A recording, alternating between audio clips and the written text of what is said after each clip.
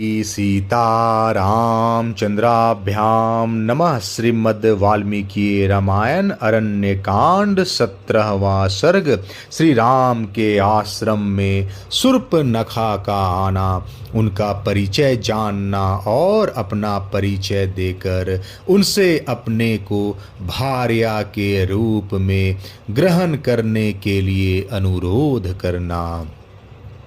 स्नान करके श्री राम, लक्ष्मण और सीता तीनों ही उस गोदावरी तट से अपने आश्रम में लौट आए। उस आश्रम में आकर लक्ष्मण सहित श्री राम ने पूर्वाकाल के होम पूजन आदि कार्य पूर्ण किए। फिर वे दोनों भाई पर्णशाला में आकर बैठे। वहां सीता के साथ वे सुखपूर्वक रहने लगे। उन दिनों बड़े बड़े ऋषि मुनि आकर वहां उनका सत्कार करते थे। पर्णशाला में सीता के साथ बैठे हुए महाबाहु श्री रामचंद्र जी चित्रा के साथ विराजमान चंद्रमा की भांति शोभा पा रहे थे। वे अपने भाई लक्ष्मण के साथ वहां तरह तरह की बातें किया करते थे। उस समय जबकि श्री रामचंद्र जी लक्ष्मण के साथ बातचीत में लगे हुए थे, एक राक्षसी अकस्मात उस स्थान पर आ पहुंची। वह दशमुख राक्षस रावण की बहन शूर्पनखा थी। उसने वहां आकर देवताओं के समान मनोहर रूप वाले श्री रामचंद्र जी को देखा। उनका मुख तेजस्वी, भुजाएं बड़ी बड़ी और नेत्र प्रफुल्ल कमल दल के समान विशाल एवं सुंदर थे। वे हाथी के समान मंद गति से चलते थे। उन्होंने मस्तक पर जटामंडल धारण कर रखा था। परम सुकुमार, महान बलशाली, राजोचित लक्षणों से युक्त, नील कमल के समान श्याम कांति से सुशोभित, कामदेव के सदृश सौंदर्यशाली तथा इंद्र के समान तेजस्वी श्री राम को देखते ही वह राक्षसी काम से मोहित हो गई।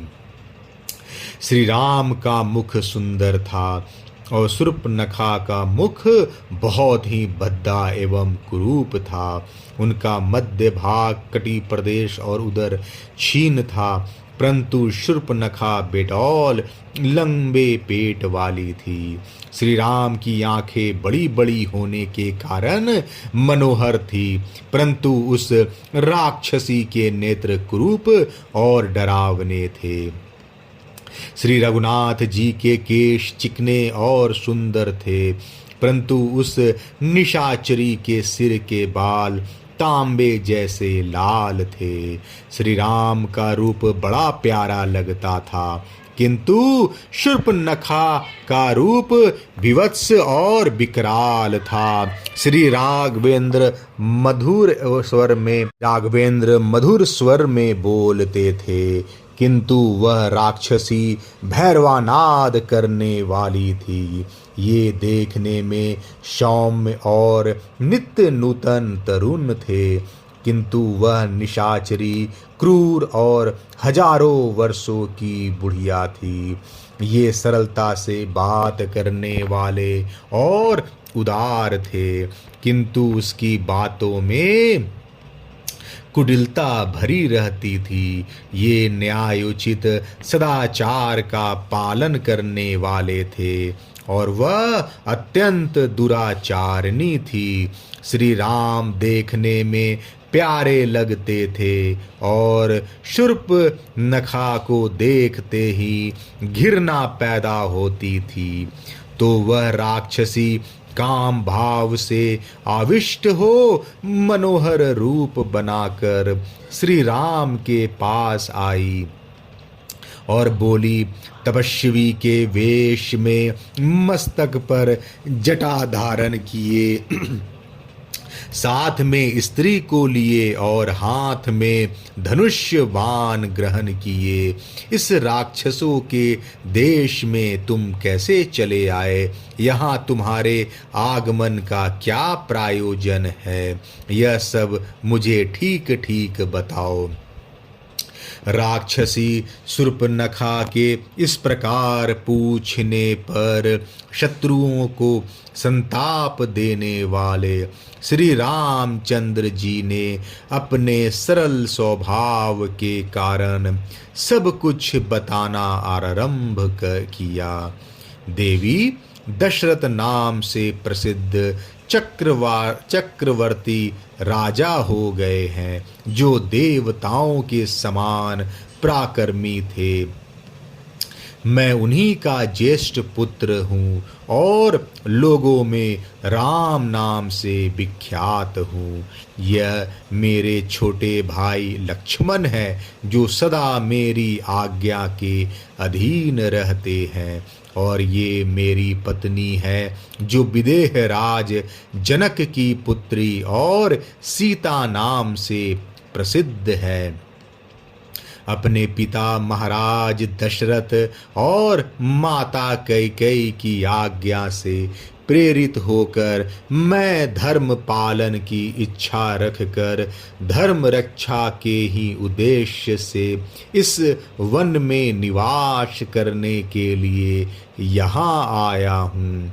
अब मैं तुम्हारा परिचय प्राप्त करना चाहता हूँ। तुम किसकी पुत्री हो और तुम्हारा नाम क्या है, और तुम किसकी पत्नी हो? तुम्हारे अंग इतने मनोहर हैं कि तुम मुझे इच्छा अनुसार रूप धारण करने वाली कोई राक्षसी प्रतीत होती हो। यहाँ किस लिए तुम आई हो, यह ठीक ठीक बताओ। श्री रामचंद्र जी की यह बात सुनकर वह राक्षसी काम से पीड़ित होकर बोली, श्री राम, मैं सब कुछ ठीक ठीक बता रही हूँ, तुम मेरी बात सुनो। मेरा नाम शूर्पणखा है और मैं इच्छानुसार रूप धारण करने वाली राक्षसी हूँ। मैं समस्त प्राणियों के मन में भय उत्पन्न करती हुई इस वन में अकेली विचरती हूँ। मेरे भाई का नाम रावण है। संभव है उसका नाम तुम्हारे कानों तक पहुँचा हो। रावण विशर्वा मुनि का वीर पुत्र है। यह बात भी तुम्हारे सुनने में आई होगी। मेरा दूसरा भाई महाबली कुंभकर्ण है, जिसकी निंदा सदा ही बढ़ी रहती है। मेरे तीसरे भाई का नाम विभीषण है, परंतु वह धर्मात्मा है। राक्षसों के आचार विचार का वह कभी पालन नहीं करता। युद्ध में जिनका पराक्रम विख्यात है, वे खर और दूषण भी मेरे भाई ही हैं। श्री राम, बल और पराक्रम में मैं अपने उन सभी भाइयों से बढ़कर हूँ। तुम्हारे प्रथम दर्शन से ही मेरा मन तुम में आसक्त हो गया है, अथवा तुम्हारा रूप सौंदर्य अपूर्व है। आज से पहले देवताओं में भी किसी का ऐसा रूप मेरे देखने में नहीं आया है। अतः इस अपूर्व रूप के दर्शन से मैं तुम्हारे प्रति आकृष्ट हो गई हूँ। यही कारण है कि तुम जैसे पुरुषोत्तम के प्रति पति की भावना रखकर बड़े प्रेम से आई हूँ। मैं प्रभाव, उत्कृष्ट भाव, अनुराग अथवा महान बल पराक्रम से संपन्न हूँ और अपनी इच्छा तथा शक्ति से समस्त लोकों में विचरण कर सकती हूँ। अतः अब तुम दीर्घ काल के लिए मेरे पति बन जाओ। इस अबला सीता को लेकर क्या करोगे? यह विकार युक्त और कुरूपा है, अतः तुम्हारे योग्य नहीं है। मैं ही तुम्हारे अनुरूप हूँ, मैं ही तुम्हारे अनुरूप हूँ, अतः मुझे अपनी भार्या के रूप में देखो। यह सीता मेरी दृष्टि में कुरूप, ओछी, विकृत, धसे हुए पेट वाली और मानवी है। मैं इसे तुम्हारे इस भाई के साथ ही खा जाऊंगी। फिर तुम काम भाव युक्त हो मेरे साथ पर्वतीय शिखरों तथा नाना प्रकार के वनों की शोभा देखते हुए दंडक वन में विहार करना। शूर्पनखा के ऐसा कहने पर बातचीत करने में कुशल ककुतस्थ कुलभूषण श्री रामचंद्र जी जोर जोर से हंसने लगे। फिर उन्होंने उस मत वाले नेत्रों वाली निशाचरी से इस प्रकार कहना आरंभ किया। अरण्यकांड 17वां सर्ग समाप्त। जय श्री राम।